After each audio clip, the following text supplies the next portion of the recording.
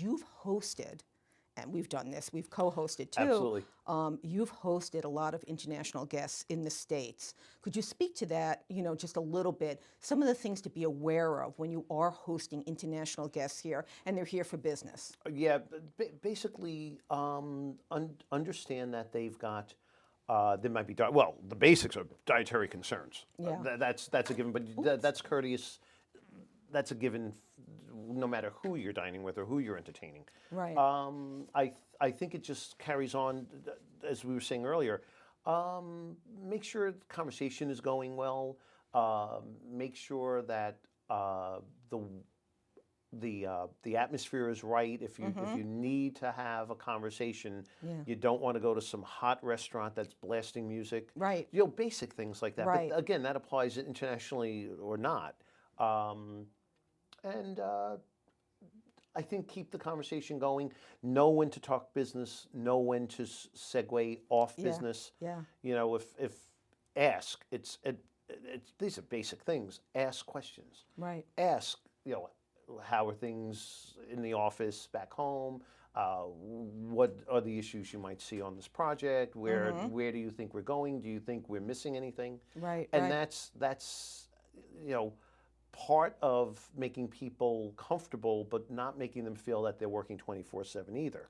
Right. Balance it. Right. Balance is really, really important. Yeah. And when you were saying before about ask, I think a big concern, I know a big concern of mine a lot of times, whether I'm traveling or whether I'm hosting somebody here, is making sure they understand that we make the connection, they trust me, they're comfortable with me, but I want to make them feel comfortable with asking questions when they don't understand something, because a lot of times without even knowing it, we can trip right into the jargon. Sure. Without even knowing it, we can speak way too fast. I know I'm known for that. We speak way too fast and maybe they're missing something. And the same happens with them. That sometimes they'll say something or they'll use a term that I don't understand.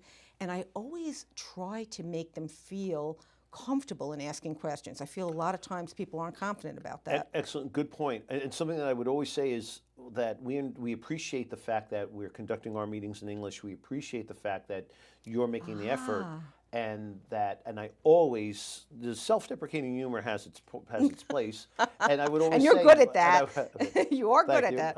I take that as a compliment. I think they always enjoyed it too. Our guests always enjoyed that. But it was also, reminding them that you really did appreciate it, and if they make a mistake or they correct themselves, always say, well, that's way better than my Dutch, or that's way better than my Spanish.